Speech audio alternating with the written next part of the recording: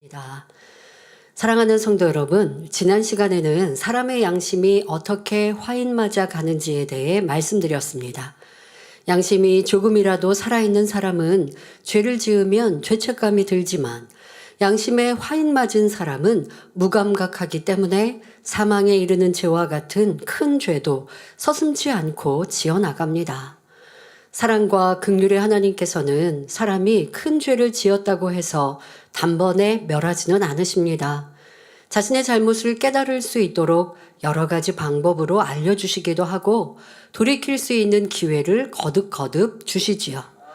그럼에도 이러한 깨우침에 귀 기울이지 못하고 또 깨달아도 돌이키지 않는다면 결국 그 마음을 사단이 완전히 사로잡아 버리는 것입니다. 죄악이 관영한 마지막 때를 살아가는 우리는 작은 죄라도 민망하게 느끼며 항상 하나님의 말씀으로 자신을 지켜야 합니다. 빌립보서 2장 15절을 보면 하나님께서는 우리에게 어그러지고 거스리는 세대 가운데서 하나님의 흠없는 자녀가 되어 그들 가운데 빛들로 나타내라 말씀하십니다. 그러므로 우리 성도님들은 어둡고 혼탁한 세상에서 진리의 빛을 비추시며 주님의 신부답게 거룩하고 정결하게 자신을 단장해 나가시기 바랍니다. 우리 안에 성령이 임하시고 진리의 말씀을 들을 때 성령님이 기뻐하시죠. 또 찔림이 되더라도 감사한 마음으로 기도하면 변화되어가는 우리를 발견합니다. 그런데 어느 순간 성령의 충만한 기도가 쉬워지고 또 세상을 끊었던 것들이 한 번, 두 번 다시 취해지고 눈과 마음에 채워지면 이 말씀으로 깨우침 받는 것이 싫습니다. 그러면 교회를 떠나기도 합니다. 처음에야 교회를 떠날 때 교회를 떠나면 내가 어떤 화를 당하지는 않을까? 재앙을 만나지는 않을까라고 하는 두근거림도 있겠지만 세상으로 나갔는데 별로 문제 없거든요. 또 하나님 품을 떠났는데 어떤 내게 재앙이 임하지 않거든요. 그런 두려운 마음, 그런 내 마음에 두근거렸던 것들이 이제 현실로 돌아왔을 때 특별한 문제가 없으면 그 마음조차도 사라지죠. 이 또한도 양심이 완전히 무뎌져 가는 시간이 됩니다. 내가 이렇게 어둠 가운데 살면 어려움이 오지 않을까? 그나마 양심이 살아있는 것인데 그러한 생각도 마음도 점점 없어지는데요.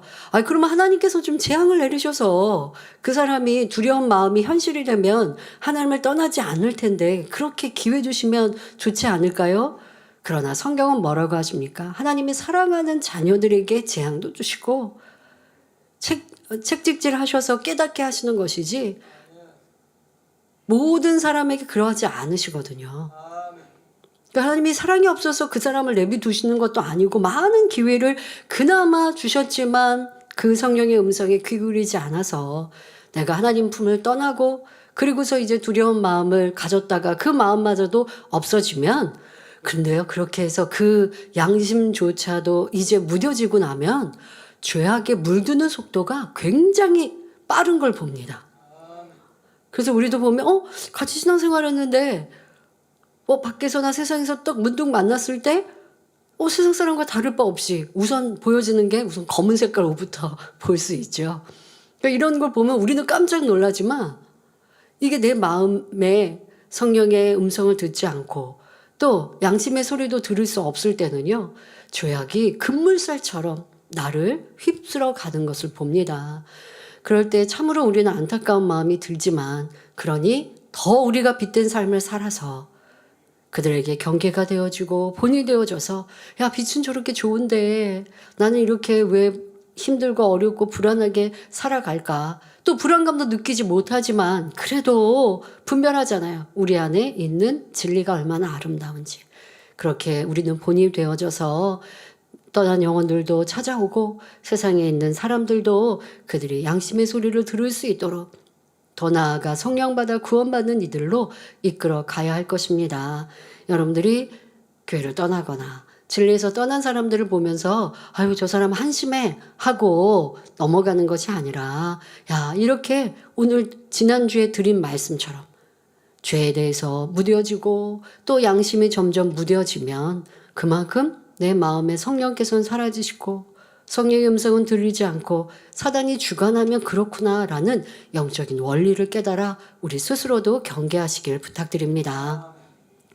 본문 욥기 34장 24절에 세력 있는 자를 조사할 것이 없이 꺾으시고 다른 사람을 세워 그를 대신하게 하시느니라 말합니다. 하나님께서는 세력 있는 자, 즉 권세 있고 강한 사람이 악을 행할 때 더 알아보지도 않으시고 그를 꺾고 그 자리에 다른 사람을 앉힌다는 말입니다. 이 말이 옳은 말일까요? 하나님께서는 일을 이루실 때 사명자가 좀 부족하고 서툴러도 어떻게든 잘 감당할 수 있도록 참고 인내하십니다. 하지만 스스로 사명을 포기하고 떠날 때는 하나님의 일을 이루어야 하기에 다른 사람을 세울 수밖에 없지요. 예를 들어 예수님께서는 가룟 유다가 돈궤에서 돈을 훔치는 것을 알고 계셨지만 그에게 사명을 놓으라 하지 않으셨습니다. 장차 예수님을 팔 것도 아셨지만 끝까지 그를 사랑하시며 돌이킬 기회를 주셨지요.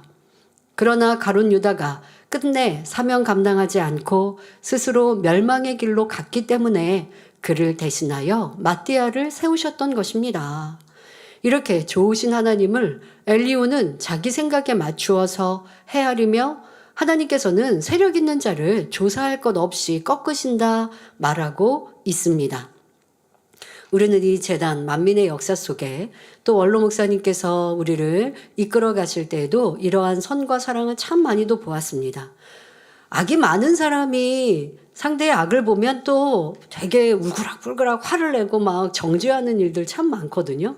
그런데 내 마음에 선이 있으면 상대 부족함을 봐도 또 기다려주고 이해하는 이런 선의 행함이 나오죠. 쌓은 선에서 선이 나오는 것처럼요. 그런데 원로 목사님께서는 많은 주의 종들을 이끌어 가시고 일꾼들을 키워 가심에 있어서도 그의 부족함이 있고 잘못된 모습이 있다고 하여 사명을 내려놓게 하시는 일보다 또 기회를 주시고 잘못된 것을 경계하시고 이건 이렇게 진리로 행해야 한다라고 알려주시고 오래 참고 기다리시는 모습을 참 많이 봤습니다. 그런데 그렇게 오래 참으시면요, 도리어 주변에 악이 많은 사람들이 더 불편해져요. 저 사람은 좀 바꿔야 다른 사람이 편하고 수월한데 라고 하는 것. 또 98, 99년 교회 큰 연단도 또 최근에 있었던 우리의 연단의 시간들을 지나면서도 아니 저렇게 악한 사람이면 좀 일찌감치 사명을 제하게 하시고 일찌감치 그 악을 죄악을 좀 드러내시면 다른 사람이 미혹받지 않는 더 좋은 일이 아닌가라고 생각하기도 합니다. 하지만 가룟 유다의 예를 통해 우리는 무엇이 선인지를 보고 알면 되지요. 악한 사람으로 인해서 내가 같이 동조한다? 그 사람도 그런 같은 마음과 속성이 있는 것이죠. 아니 그 사람이 미혹하지 않도록 좀 그 죄악을 드러내셨으면 그러면 그것이 선이 아니기 때문에 하나님의 복을 받을 수 없는 것이죠.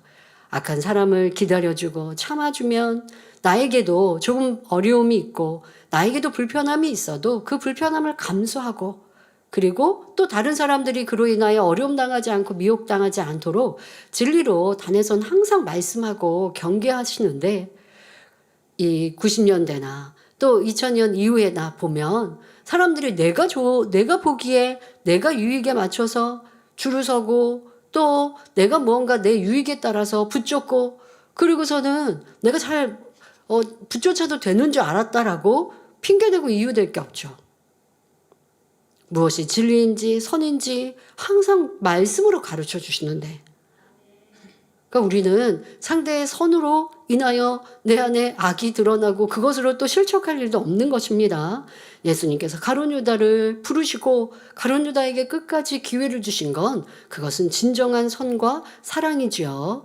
이런 것들로 판단해서도 아니 될 것입니다. 엘리후는 하나님의 선과 사랑을 알지 못하고 하나님을 아는 것처럼 하나님을 인용하여 욥을 지금 누르려고 하고 있지요. 자, 지금 말한 세력 있는 자란 과거에 권세와 부귀가 있었던 욥을 가리켜서 하는 말입니다. 엘리후는 욥이 많은 것을 가진 사람이었지만 가난한 사람과 고아와 과부를 돌보지 않고 오히려 힘들게 했다고 판단했습니다. 그러니 욥 당신의 권세와 부귀가 대단했지만 악을 행하며 하나님을 대적했던 죄를 하나님이 알고 계시니 조사할 것도 없이 순식간에 당신을 꺾고 대신 다른 사람을 세워서 그에게 축복을 주실 것이요. 이렇게 말하는 것입니다. 또 하나님께서 이렇게 하신다고 한들 그 절대적인 권세 앞에 감히 누가 뭐라고 말할 수 있겠느냐는 말입니다. 성도 여러분, 이것이 엄청난 시련을 만나 일어서기도 힘든 사람한테 할 말입니까? 욥의 심정이 어떨지 상상해 보시기 바랍니다. 자기는 아무 허물과 잘못이 없다고 생각하는데 손 아랫사람으로부터 아무 근거 없는 비난과 악담을 들으니 얼마나 가슴 아프겠습니까? 설령 악을 행한 사람이라 해도 모든 것이 무너져버린 절망 속에 있을 때는 그에게 힘과 소망을 주는 것이 선입니다. 그런데 엘리후는 얼마나 욥이 미웠으면 그를 완전히 깔아뭉개는 혹독한 말을 계속하겠습니까? 더구나 욥의 친구도 아닌 한참 나이가 어린 사람이 말입니다. 이는 엘리후의 감정과 자존심에서 비롯된 것이지요. 여기서 엘리후의 감정은 비교하는 마음, 높아지고자 하는 교만에서 나온 것이고요. 우리는 이런 감정이 얼마나 나쁜 것인지를 깨우쳐야 합니다. 엘리후는 욥이 환난을 겪으면서도 하나님을 원망하며 의인인 채 하고 있으니 자존심이 상하고 감정이 일어났습니다. 그래서 하나님이 오래 참을 것도 없이 욥을 잘 치셨다라는 뜻으로 말하고 있는 것입니다. 이를 통해 엘리후가 얼마나 비진리의 사람이며 그 마음이 악한지를 알 수 있습니다. 여러분들에게 대입하셔야 돼요. 누가 어려움을 당할 때 내 마음이 어떠한가, 속 시원하고 그럴 줄 알았다 하는 마음은 엘리후와 다를 바가 없는 악입니다.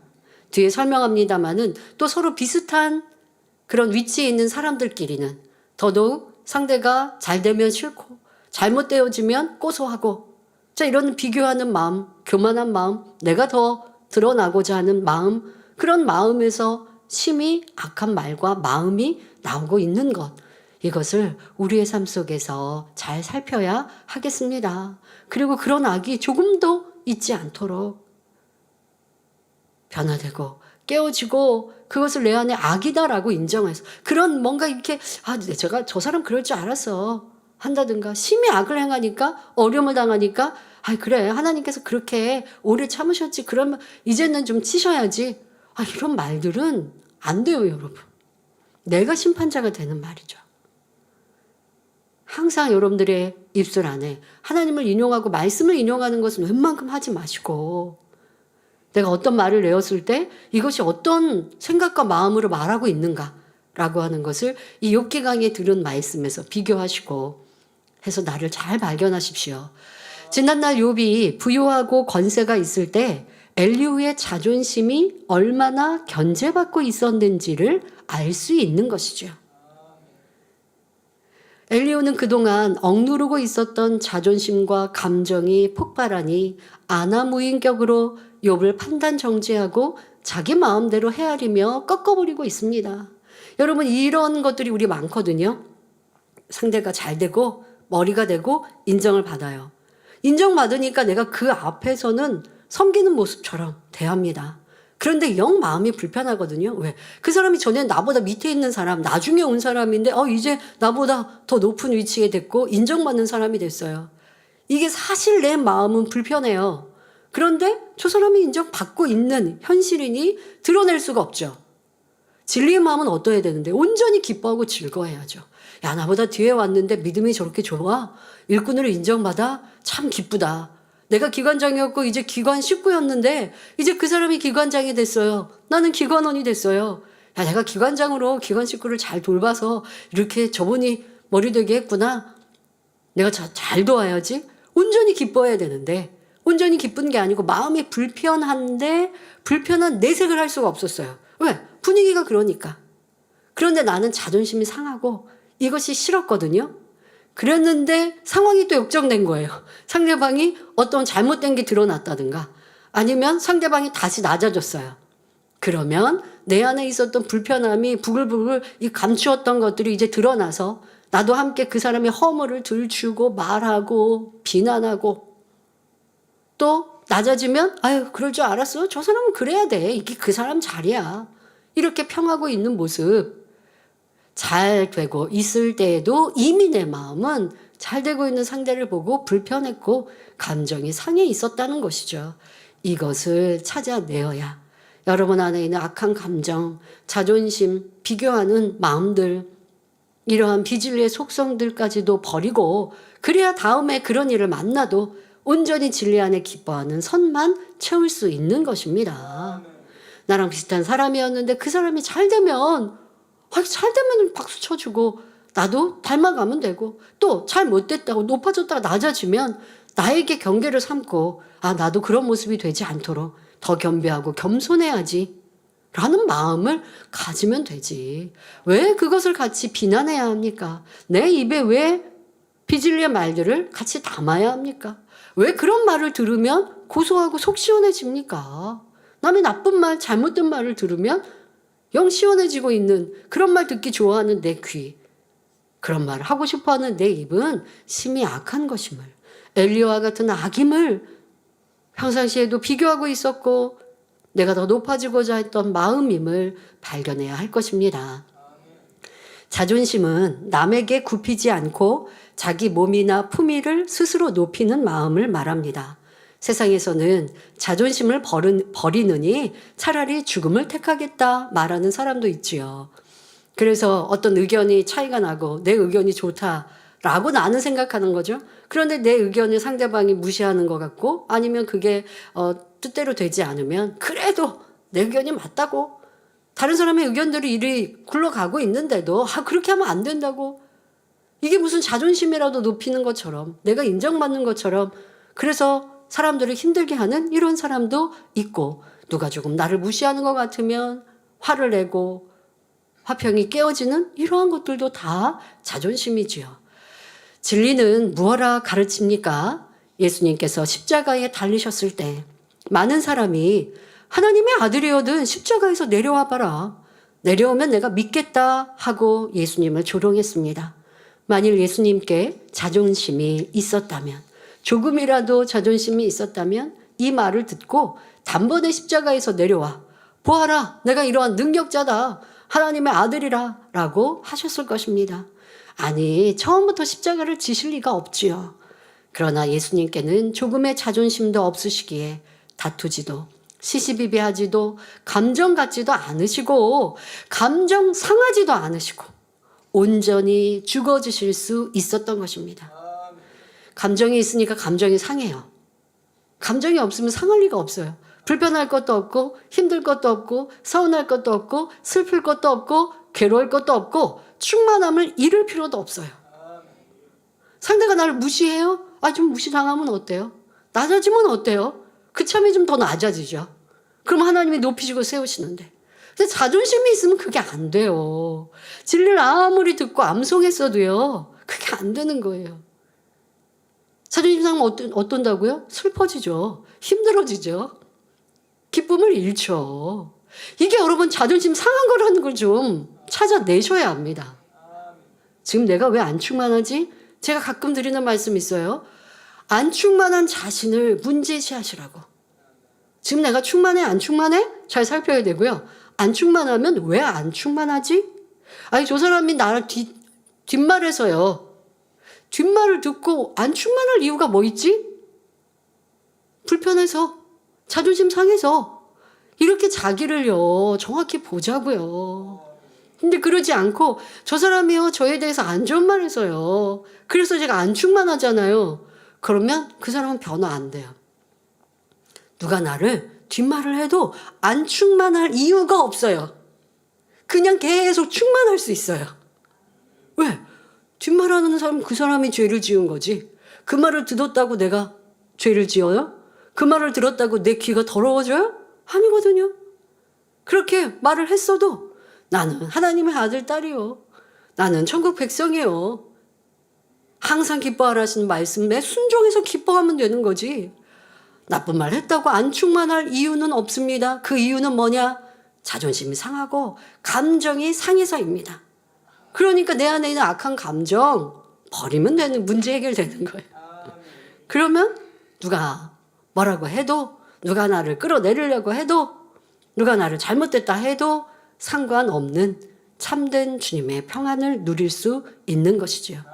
이것이 온전히 죽어진 것입니다.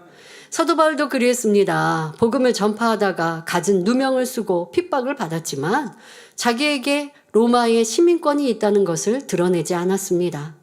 그 당시 로마는 유럽과 아시아 일부와 아프리카까지 다스리는 대제국이었기 때문에 로마의 시민권을 가진 사람을 함부로 체포할 수 없었습니다. 사도 바울에게 자존심이 있었다면 감옥에 들어가지 않고 로마 시민권을 행사했을 것입니다.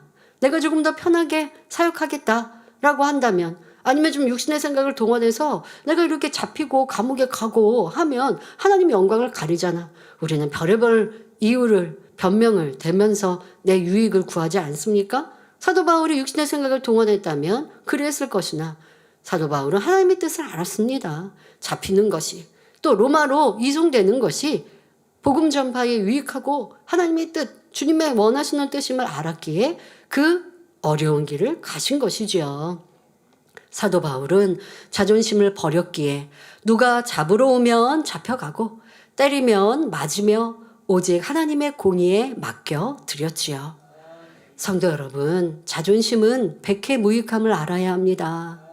자존심이 있으면 남을 섬기기가 어렵습니다. 이해하지 못하는 마음, 용서하지 못하는 마음, 지적하려는 마음도 다 자존심에서 비롯됩니다. 엘리후의 감정 또한 자존심에서 나오는 것임을 알아야 합니다. 대개 상대와 나를 비교할 수 있는 관계에서 자존심이 상하지요. 자기와 무관한 사람이라면 상대가 잘 되든 높아지든 크게 상관하지 않습니다. 예를 들어 보겠습니다. 시기하는 마음이 있는 사람은 가까운 동료가 칭찬을 받으면 자존심이 다치게 되어 있습니다. 자기도 잘하고 싶고 칭찬을 듣고 싶은데 그러지 못하니 상대와 비교하는 마음 가운데 자존심이 상하는 것이죠. 또 자존심이 상하기 때문에 감정이 일어나서 상대가 미워지고 불화하게 되고 오해하게 됩니다. 그 이상의 악이 있는 사람은 상대의 허물을 잡고자 하며 자기 감정 속에 거짓말을 지어내고 상대를 헐뜯으며 점점 더 악을 쌓아갑니다. 나중에는 상대를 칭찬해 준 사람까지 싫어집니다.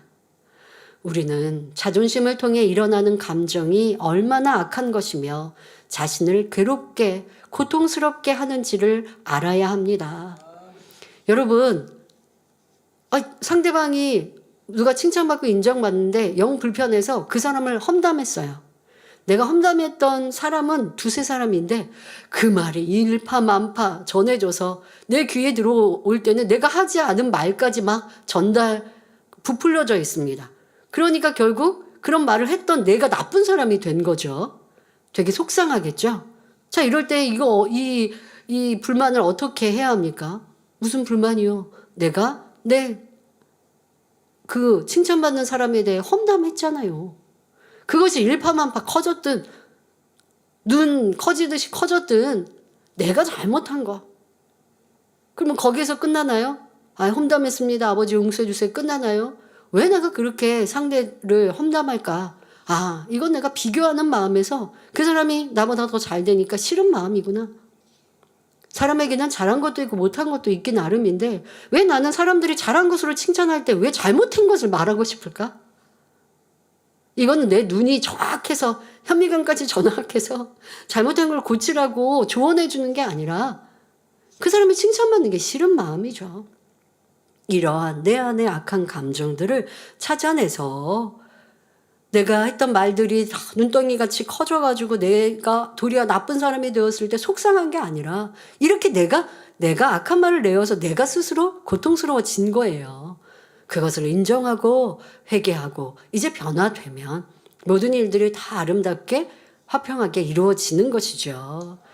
바로 내 자존심과 악한 감정이 악한 말을 내었고 상대를 힘들게 하고 나를 괴롭게 하고 나를 얼마나 비참하게 만들어 가는가. 라는 것을 깨달아서 이제 크고 넓은 마음을 가지십시오. 그런데 이 자존심으로 낸 말, 자존심이 상하는 내 모습은요, 나만 고통스러운 것으로 그치지 않습니다. 사람들까지 힘들게 합니다. 비교하고 있는 상대, 그 사람도 싫고 믿고, 그러면 또 상대방도 그걸 느끼니까 얼마나 또 힘들어집니까? 그뿐입니까? 그를 칭찬하는 사람도 있으면 그 또한 그 사람도 미워지고 싫어지고 불편해지고 불화가 생기니 나만이 아니라 다른 사람 제3자에게까지 이게 해를 끼치는 내 자존심이라는 걸 알아야 합니다. 이렇게 자존심으로 인해 분쟁이 일어나고 사단의 회방을 받게 됩니다. 또 사소한 일이 자존심 때문에 눈덩이처럼 커져서 친한 사이에 금이 가고 가족 간에 평생 원수가 되기도 합니다. 자존심 때문에 교회 안에서 시험에 들고 은혜가 떨어지며 믿음도 잃어버리기도 합니다. 심해지면 교회와 주의 종이 싫어져서 교회를 떠나는 경우도 있지요. 이처럼 자존심은 자신의 존재감을 높여주는 것이 아니라 도리어 해를 끼칩니다. 반대로 자존심과 감정을 빼내버리면 상대가 잘 되는 것을 보면 함께 즐거워하며 두루 화평을 이루니 하나님의 무한한 사랑을 받을 수 있지요.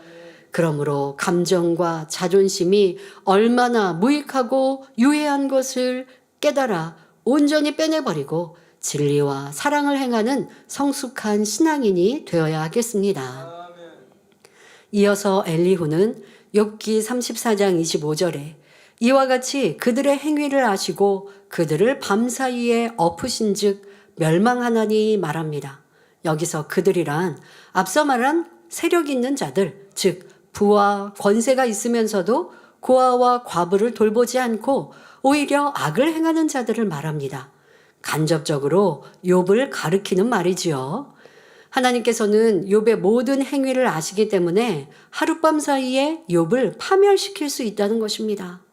또 욥기 34장 26절 27절에 그들을 악한 자로 여겨 사람의 목전에서 치심은 그들이 그를 떠나고 그의 모든 길을 무관히 여김이라 말합니다. 하나님께서는 사람들이 보는 앞에서 악한 사람들을 치시는데 그 이유는 악한 사람들이 하나님을 떠나고 하나님의 모든 길을 무관히 여기기 때문이라는 것입니다. 하나님의 길을 무관히 여긴다는 것은 하나님의 진리를 따르지 않고 자기들 마음대로 행하는 것을 말합니다. 엘리후는 욥 당신이 하나님의 길을 떠나 악한 길을 갔기 때문에 하나님께서는 사람들이 보는 앞에서 당신의 자녀들과 재물을 치셨고 당신의 몸을 악창으로 치시는 것입니다. 라고 말하고 있는 것입니다. 이런 말을 듣는 욥은 얼마나 괴롭겠습니까? 몸이나 성하면 한바탕 싸움이라도 하겠는데 그러지도 못합니다. 아무도 자기의 진실을 알아주지 않고 그 처지를 위로해 주거나 도와주지도 않으니 그 괴로움은 우리가 상상하기도 힘든 정도였을 것입니다. 여러분, 욥과 같이 육체적인 이러한 고통을 당하지 않는다 할지라도 특히 우리가 사람의 마음의 연단을 받을 때 누군가 나를 미워하거나 불편한 관계가 되거나 때로는 내가 무시당하는 것 같을 때 그럴 때 아까 말한 것처럼 내 안에 자존심이 있고 감정이 상하면 그것만큼 또 괴로운 게 없거든요. 왜 불편하고 싫은 사람 만나면 기쁨도 순간 사라지고 뭐 좋은 일 웃었다가도 딱 이내 얼굴이 굳어지죠. 뭐 그 사람 생각하면 음식을 먹어도 얹힐 것 같고 뭐 즐겁고 재미난 일도 없습니다. 이게 여러분 안에 마음의 연단 중에 나타나는 현상인데요. 지금 욥이 이런 괴로움을 느끼는 것처럼 여러분 그러한 괴로움 마음의 연단을 받으시면 빨리 끝내십시오. 말씀드린 것처럼 내 자존심 깨어지고 부서집시다. 나라는 걸 뭘 주장합니까? 내가 행한 것 남은 게 없어요. 누가 인정해 주지 않아요? 아버지 하나님께서 하늘의 상급으로 갚아주셨는데요. 그것만큼 영원한 게 어디 있습니까? 이 땅에 사람에게 칭찬 안 받아도 하나님이 내게 갚아주시니 그것으로 참 기쁨 즐거움 아닙니까? 그리고 내가 하나님 앞에 합당하다면 내 삶 속에서도 하나님의 사랑이 드러날 것이고요. 그러니 누가 오해해도 누가 알아주지 않아도 속상할 게 하나도 없어요. 그런데 내 안에 비진리가 있으면 그것으로 어떠한 모양이든 간에 누구 때문이 아니어도 스스로 그냥 자기 안에서 나는 칭찬 못 받잖아. 내가 이렇게 수고했는데 알아주지 않잖아. 이러면서 또 연단받는 사람도 있고. 욥이 지금 고통받는 일은 엘리후가 욥을 너무 힘들게 괴롭게 하기 때문에 고통에 고통을 더하고 있는데요. 여러분들도 누구 때문에도 그리하고 내 스스로 내 감정, 자존심이 나를 참 구차하게 하고 힘들게 하고 괴롭게 한다라는 거 우리 인정하여서 깨어지고 죽어지는 복된 성도님들 다 되시길 바랍니다. 엘리후는 계속해서 자기가 하나님이 되어서 욥을 정죄해 나갑니다. 여전히 욥에게 직접적으로 말하지 않고 간접적으로 표현하고 있습니다. 욥은 친구들과 계속 논쟁하다가 감정이 격해져 있으므로 욥을 직접 자극하면 유익될 것이 없기 때문이지요. 욥기 34장 28절에 그들이 이와 같이 하여 가난한 자의 부르짖음이 그에게 상달케 하며 환난 받는 자의 부르짖음이 그에게 들리게 하느니라 말합니다. 이는 욥 당신이 가난한 자들을 얼마나 괴롭게 못 살게 굴었으며 당신으로 인해 환난 받는 사람들이 얼마나 많이 있습니까? 그러니 그들이 하나님께 부르짖었고 하나님이 그 기도를 들으신 것입니다. 이렇게 하는 말입니다. 엘리후의 공격의 강도가 점점 높아지고 있습니다. 엘리후는 지식이 출중한 욥과 친구들의 대화에 끼어들어서 그들을 책망할 수 있을 만큼 똑똑한 사람이며 타인의 인정을 받는 사람이라 했습니다. 이런 사람의 입에서 나오는 말이니 욥을 모르는 사람들에게는 그럴싸하게 들리지 않겠습니까? 성도 여러분, 우리는 어느 누구의 말이라도 그 말을 듣고 치우치거나 흔들리는 일이 없어야 합니다. 욥의 입장에서는 엘리후의 말들이 너무나 기가 막히고 억울하며 억지스러운 말이었습니다. 엘리후는 얼토당토 않는 말로 욥을 판단 정죄하고 있지만 우리는 욥이 어떤 사람인지 잘 압니다. 욥은 육적으로는 정말 흠이 없고 선한 사람이었지요. 하나님께서 욥기 2장 3절에 그와 같이 순전하고 정직하여 하나님을 경외하며 악에서 떠난 자가 세상에 없느니라 말씀하실 정도였지요. 부한 사람이나 가난한 자를 똑같이 대했고 연약한 사람들을 최선을 다해 도왔으며 배우지 못한 사람이라 해서 업신여기지 않았습니다. 이런 사람이 세상에 얼마나 있겠습니까? 그런데 엘리후는 욥의 선한 행위와는 정반대의 말들로 엄청난 누명을 씌우고 있습니다. 제3자가 엘리후의 말만 듣고 있으면 욥은 정말 나쁜 사람으로 보일 수밖에 없지요. 세상에는 엘리후처럼 잘못된 가치관을 가지고 판단 정죄하며 오해하게 만드는 사람들이 많이 있기 때문에 항상 깨어 진리로 분별할 수 있어야 합니다. 욥처럼 선한 마음으로 좋은 일만 해온 사람이 엘리후 같은 사람에 의해 거짓이 유포됨으로 오해와 누명을 쓴다면 얼마나 고통스럽겠습니까? 그런데 다른 사람을 힘들게 하는 악한 사람도 처음에는 누구나 천진난만한 어린아이였습니다. 그러면 그가 악하게 된 이유는 무엇일까요? 자, 아이들 보면 참 선한 것 같고 순하고 엄마가 울면 같이 따라 울고 또 엄마가 잘못된 것을 경계하면 잘못을 알고 그리고 야단을 치면 또 아이들도 시무룩해지고 잘못을 인정하는 아이는 또 엄마의 그런 좀 무뚝뚝한 표정을 바꾸게 하려고 가서 막 애교도 부리고 다음부터 안 그럴게요 막 한단 말이에요. 그런 아이들을 보면 참 순수하고 착하다라는 생각이 드는데 어른들을 보면 참 많이 때가 묻었다라는 생각이 들지 않습니까? 어린아이 때 그런 순수한 모습 찾아볼 수 없습니다. 자, 사람은 점점점 이렇게 악해지더라는 것이죠. 자, 그 이유는 무엇일까요? 다시 말해 사람이 이렇게 악해지는 이유, 이걸 우리가 알면 또 어릴 때처럼 더 순수한 모습으로 갈 수도 있는데요. 자, 그 이유 첫 번째는 원수마귀 사단이 이 세상을 지배하고 있기 때문입니다. 아담이 범죄함으로 하나님께서 아담에게 주셨던 권세를 원수마귀 사단에게 넘겨줬고 또 우리가 사단에게 어둠의 비진리에 순종했기 때문에 이제 우리 사람은 원수마귀 사단에 속해 있게 되었단 말이에요. 하나님의 아들, 딸, 하나님의 자녀가 아니라 이제 어둠의 자식이 되었어요. 그런데 원수마귀 사단, 어두움은 말 그대로 사람을 점점점 죄악으로 물들게 합니다. 원수마귀 사단은 사람을 착하게 만드는 일은 없어요. 더 악하게, 더 못되게 만들어가는 것, 이것이 원수마귀 사단의 역할이란 것이죠. 이 세상은 원수마귀 사단이 지배하고 있으니 세상의 문화를 통해서도 또 우리 사람 스스로의 생각을 통해서도 계속 사단이 역사함으로 내 스스로를 악하게도 죄를 짓게도 만들어가고, 또 여러분들이 살아가고 있는 이 모든 것들, 세상 문화 한번 보세요. 문화 또한 세상 노래 또 미디어로 보여주는 내용들에 좋은 정보보다는 음란하고 악하고 더러운 것들이 참으로 많지 않습니까? 그런 것들을 또 원수마귀 사단의 지배하에 악한 사람을 통해 그렇게 만들어간다는 것이죠. 자, 그러니 사람은 이 세상에 살아가면 살아갈수록 점점 더 악해진다는 것입니다. 또 둘째는 성장하면서 부모나 사람들을 통해 주변 환경을 통해 악한 것을 듣고 배우면서 점점 악이 입력되었기 때문입니다. 우리가 어렸을 때 태어난 그 모습 그대로 멈춰 있지 않죠?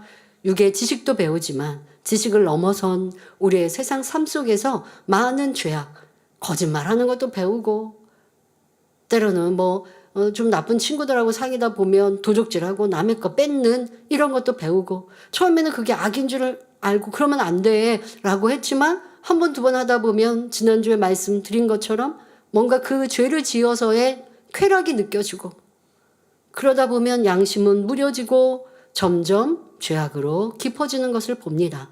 자, 이렇게 우리가 사람들의 영향을 받으면서도 계속 악으로 물들어갑니다.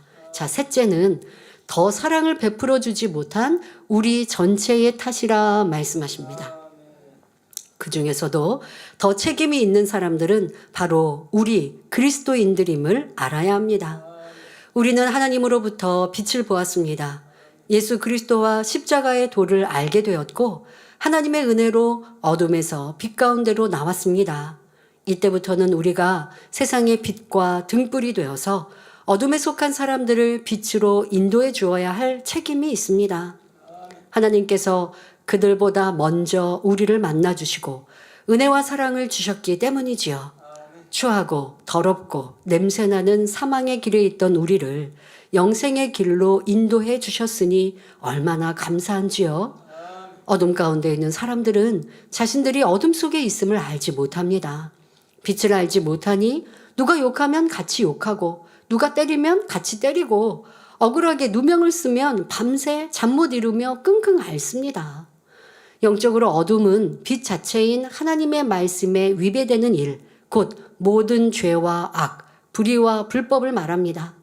우리도 전에는 어둠 가운데 있었지만 주님의 은혜로 빛을 보았기 때문에 어둠 속에 있는 사람들을 이해할 수 있습니다. 그러니 그들을 무조건 악하다 할 것이 아니라 용서하고 긍휼히 여기며 사랑할 수 있어야 합니다. 무엇보다 선과 사랑, 진리의 아름다움, 평안함, 위로와 기쁨을 보여주어야 하지요. 세상 사람들은 불이익을 당하면 미워하고 다투는데 진리의 사람은 이해하고 용서하며 양보하면서도 기쁨이 넘치고 행복해 보입니다. 직장 안에서 분명히 그리스도인이라고 나를 밝혔어요. 그러니 상대방은 항상 뭘 볼 때도 교회 다니는 사람이라고 생각하겠죠. 그런데 내가 그리스도의 향기를 바란단 말이에요. 그러면 그것으로 점점 빛의 아름다움을 느끼고 따라오게 되는 거예요. 힘들게 하는 상사에 대해 욕하며 비난하는데 진리의 사람은 묵묵히 웃을 뿐 함께 비판하지 않습니다. 성실히 일하고 다른 사람의 어려움을 도와주니 의지가 되지요. 밤새 술 마시고 오락에 빠진 사람들보다 교회 다니며 재미없게 사는 것 같은데 항상 에너지가 넘치고 건강하며 밝고 명랑합니다. 이것이 세상 사람들에게 그리스도의 향기를 바라는 것이지요. 주님께서 우리에게 세상의 빛과 소금이 되라 하셨으니 더욱 책임감을 가지고 적극적으로 선과 사랑의 빛을 비추어 곳곳마다 어둠을 물리치고 정화시킬 수 있어야 하겠습니다. 또한 지금 엘리후가 욥을 판단하며 말하고 있을 때 그 말을 제3자가 바로 욥을 모르는 사람들이 들으면 아, 욥은 진짜 나쁜 사람이구나. 하나님이 그의 악 때문에 이렇게 심판하셨구나 라고 오해하기 딱 좋은 말을 엘리후는 하고 있잖아요. 그러니 우리는 이 안에서 교훈을 삼아야 한다 했습니다. 바로 사람들의 말을 들을 때에도 그냥 그 사람의 감정으로 악한 말을 낼 수도 있고 거짓말로 부풀려 말할 수도 있고 없는 것을 있다 할 수도 있고 또 굳이 말하지 않을 것들을 꺼내어가지고 상대를 끌어내리려고 하는 말들도 있고 그러니 여러분 사회생활을 하실 때 내 귀를 주의하셔야 합니다. 어떤 말을 들을 때 그냥 쉽게 동조하지 마시고 그 말을 평가할 수 있지 않는 이상은 듣고 흘려버리시고 그걸 남기지 마시고 남겼다가 같이 판단 정죄하는 죄를 지어서도 안 되고 또 그 자리에서 같이 그런 말 한두 마디 상대가 하는 말을 여러분들이 듣고 같이 비판하는 그것도 판단 정죄가 됩니다. 그런 일도 하지 마시고 들은 얘기가 내가 꼭 분별해야 될 상황이라면 정확한 일들로 사실로 확인하되 또 그렇지 않은 남의 험담의 일들은 알아보고 알아보지 않고 문제 될 거 없잖아요. 그러면 그냥 듣고 흘러버려야죠. 세상 사람은 세상의 뉴스, 나랑 상관없는 무슨 정치, 경제, 또 뭐 이웃의 사촌까지의 일들을 다 끌어나다 이게 술안주거리가 되기도 하고 식사하면서 서로 비난하는 얘기를 할 것입니다. 그런 것에 여러분들이 같이 동조해서 판단과 정죄의 죄를 지을 필요가 없는 것이지요. 더더욱 교회 안에서는 대화할 때 간증이 하나님의 영광이 누군가를 칭찬하는 이런 선하고 아름다운 사랑의 대화가 되어야지. 그렇지 않고 누구를 비난하고 이렇게 했는데 저렇게 해야 되는데 하고 비판하는 말들, 그런 말을 하는 사람이 있으면 여러분들이 경계하시고 그런 말에 같이 내가 동조하지 않고 전달하지 않을 때에 아버지 하나님께서 그 모임에 축복해 주시고 그런 사람의 기도에 응답해 주신다는 것도 명심해야 하겠습니다. 이어지는 본문을 보면 욥기 34장 29절에 주께서 사람에게 평강을 주실 때에 누가 감히 잘못하신다 하겠느냐. 주께서 자기 얼굴을 가리우실 때에 누가 감히 배울 수 있으랴. 나라에게나 사람에게나 일반이시니 말합니다. 엘리후는 먼저 주님께서 사람에게 평강을 주실 때 누가 감히 잘못하고 계십니다 라고 말할 수가 있겠느냐 했는데 이는 무슨 뜻일까요? 하나님께서 욥 당신을 하룻밤 사이에 멸망시켜 버리면 그동안 당신으로 인해 환난을 겪었던 사람들에게 평강이 임할 것이 아닙니까? 그때 하나님께서 그들에게 평강 주시는 것을 누가 잘못했다고 말할 수 있겠습니까? 이런 뜻입니다. 그러니까 욥이 사람들에게 너무 크게 해를 끼쳤다는 거예요. 그러니 해를 받은 사람들이 욥이 하루아침에 멸망당하면 평안해진다는 것이죠. 욥에 눌리고 괴로움을 당하고 했던 사람들이 욥이 멸망당하면 욥으로 받았던 그 환난을 사라지니 그들에게 평안해지잖아요. 하나님께서 그래서 욥에게 어려움을 당했던 사람들에게 욥을 치시고 그들에게 평안함을 주신들 무엇이 잘못이냐라고 말하고 있는 것입니다. 이 안에는 엄청난 정죄가 따라 있죠. 바로 욥은 악한 사람이다 라고 하는 것, 이것이 깔려 있는 것이고 욥이 당한 어려움은 하나님이 욥을 치신 것이다 라고 하는 것입니다. 우리의 말 안에 이런 판단 정죄가 참으로 많고 내가 재판장이 되어 있는 일들이 너무나 비일비재함을 알아서 우리의 생각과 말 한마디에 항상 주의해야 합니다.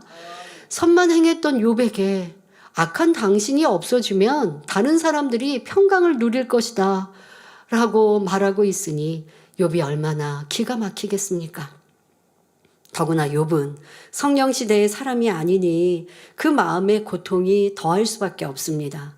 근데 이런 일들은 교회 역사에서도 참 보게 됩니다.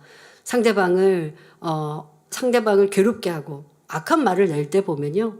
그 상대가 했던 선행들까지 지금 욥이 그런 일들을 계속 당했습니다. 욥의 친구들도 욥이 행한 선행을 악했다라고 말을 하고 너가 인정받고 드러내기 위해서 그렇게 한 선행이지 그나마 친구들은 그렇게라도 말했는데 엘리후는 선행을 행했다라고도 말하지 않죠. 남을 괴롭게 했다라고 지금 말하고 있는데요.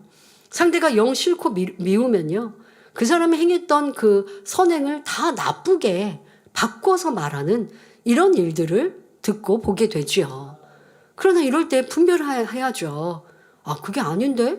저 사람은 이렇게 구제하고 선행을 행했는데, 그런데 왜 저렇게 말을 할까? 라고 분별할 수 있어야 하는데, 사람들은 나도 그 사람 같이 비판하고 싶고 판단하고 싶으니 진리로 또 행함의 열매로 분별하지 않더라는 것입니다. 엘리후의 이러한 모습들이 우리의 삶의 과거에 얼마나 많이 있었는지 하나하나 기도하면서도 발견하고, 그때마다 판단하고 정죄했고 하나님을 대신하여 심판하고자 했던 일들, 상대를 오해하고 전달했던 말들, 이런 것들도 회개하여서 어떠한 흠도 점도 없는 우리가 되시길 바랍니다. 이어서 주께서 자기 얼굴을 가리우실 때에 누가 감히 배울 수 있으랴 했는데, 이는 욥 당신이 악하기 때문에 아무리 애통하며 부르짖는다 해도 하나님을 뵐 수가 없는 것입니다 라는 의미입니다. 엘리후는 계속해서 자기 마음대로 하나님과 욥의 관계를 설명하고 있는데, 그 표현들이 갈수록 태산입니다.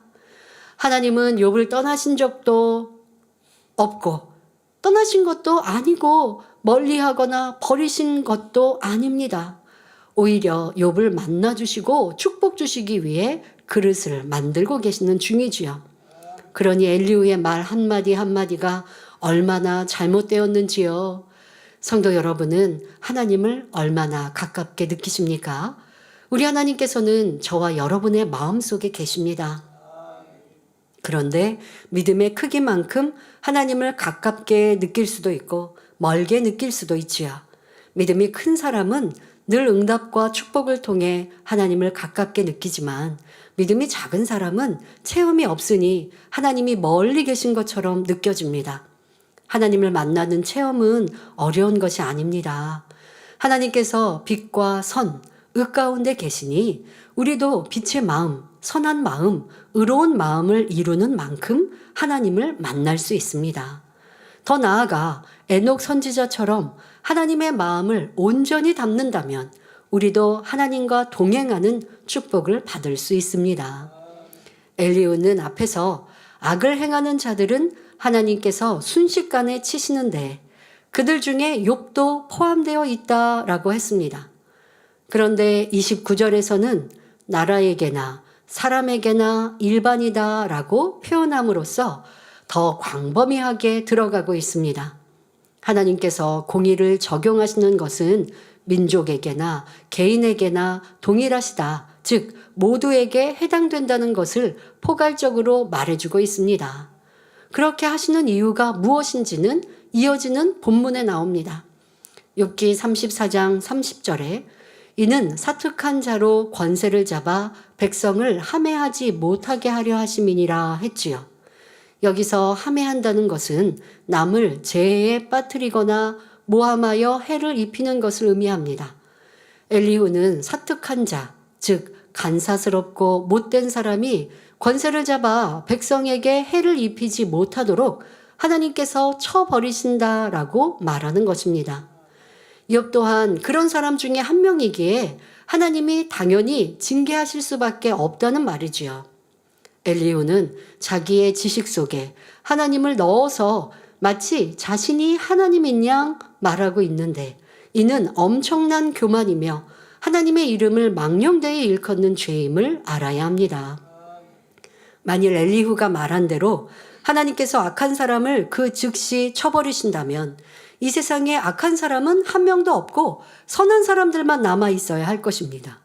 아니, 선한 사람이 없으면 이 세상의 인간 경작 자체가 어떻게 이어지겠습니까? 그러나 이 세상은 선한 사람과 악한 사람이 공존하며 살아갑니다. 이는 하나님께서 빛을 주관하시듯이 악한 영들은 어둠을 주관하기 때문입니다. 인간 경작이 끝날 때까지 빛은 빛대로, 어둠은 어둠대로 하나님의 정하신 테두리 안에 순리대로 돌아가는 것입니다. 그런데 사람들은 악한 사람이 악이 막 성할 때 왜 하나님은 저 사람을 그냥 보고 계시지? 하고 하나님을 원망하는 일들이 많이 있다는 거예요. 그러나 하나님은 악을 미워하고 싫어하세요. 빛은 사랑하시고 축복해 주세요. 그렇다 하여 악에게 바로 징계하시고 악을 그대로 처단하시고 하시지는 않는다는 거예요. 왜? 그러면 인간 경작이 아니죠. 인간 경작은 자유의지를 주시고 자유의지 속에 하나님을 선택하기를 바라시는 하나님의 사랑, 그리고 그렇게 선택할 때에 복 주시고 그렇게 복받는 그리스도의 인도를 통해서 이방 어둠에 있는 사람도 빛으로 들어오기를 원하시는 하나님의 계획 안에 벌어지는 일들이에요. 그런데 우리가 자기의 감정이 있으면 악한 사람이 나를 괴롭게 했든 악한 사람이 싫은데 그 사람이 잘 되는 걸 보면 왜 하나님은 그냥 두시지? 아니면 쉽게 하는 말, 아유 저 사람은 악하니까 하나님이 이내 치실 거야. 이런 말도 쉽게 하더라고요.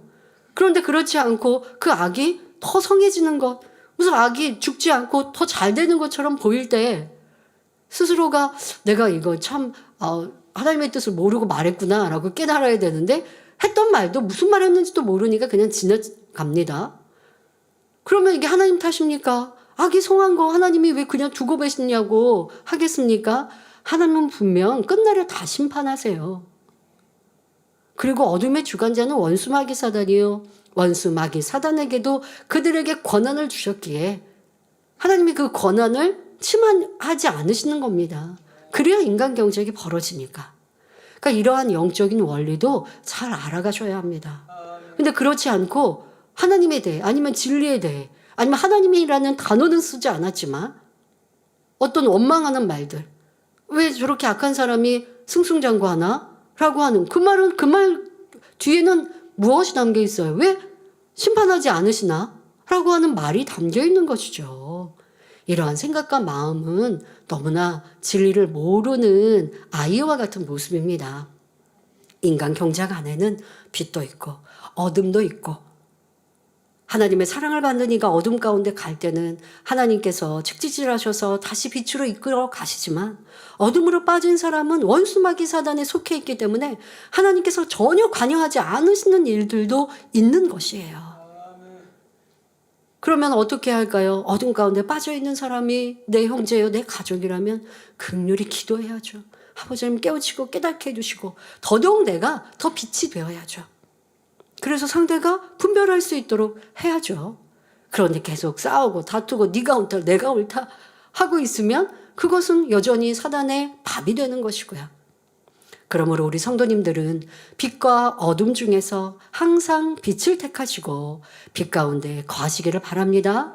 여러분들 사회생활, 가정사, 또 신앙생활 안에서 여러분 나름대로의 빛과 어두움을 엘리후처럼 나누고 어둠의 사람은 당장 어떻게 잘못되기를, 어둠을 행한 사람이니까 저 사람은 하나님이 심판해 주시기를 이렇게 바라서도 안 되는 것이고, 그런 일들을 보았을 때 왜 하나님은 공의롭지 않으시지? 라고 하는 생각도 없어야 할 것이고, 나도 모르게 내가 심판자가 되어서 저 사람은 금방 사라질 거야 라고 할 것도 없는 것이고, 항상 선과 사랑으로 회개하고 돌이키기를 바라고 대화할 수 있는 이러한 아름다운 하나님의 자녀들이 되시기를 바랍니다.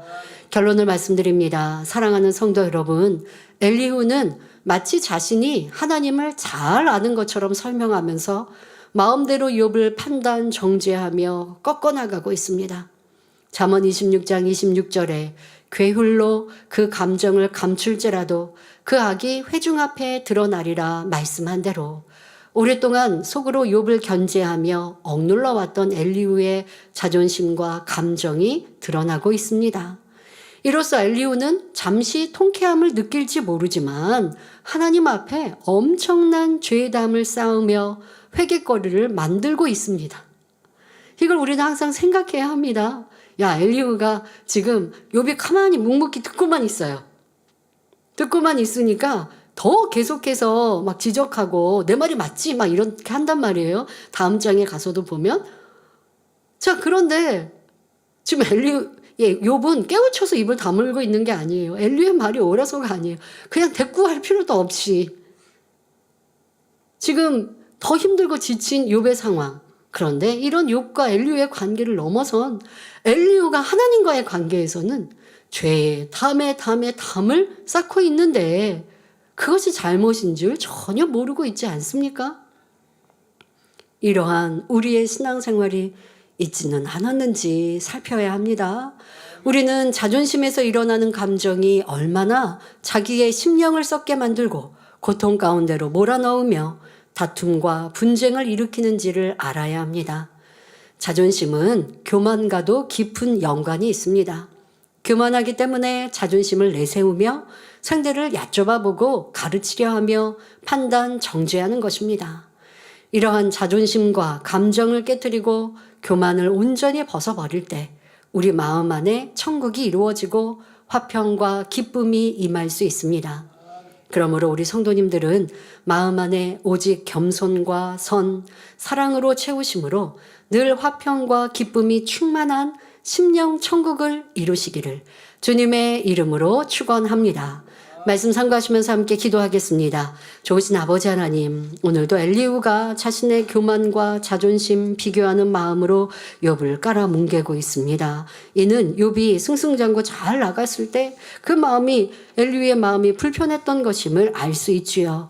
우리의 신앙생활과 삶 속에서도 상대와 비교하며 상대가 잘 될 때 내 마음의 불편한 마음, 상대의 잘못을 드러내고자 하는 악한 감정들은 얼마나 많이 있었는지, 그렇게 해서 상대를 업신여기고 또한 상대를 끌어내리는 말을 내지는 않았는지 엘리후의 모습이 내 모습이었음을 발견하여 철저히 회개하며 깨끗하고 아름다운 선한 마음만을 이루게 하여 주옵소서. 또한 이렇게 악으로 물든 이들을 진리로 빛으로 변화시키는 빛의 자녀들이 되게 하여 주옵소서.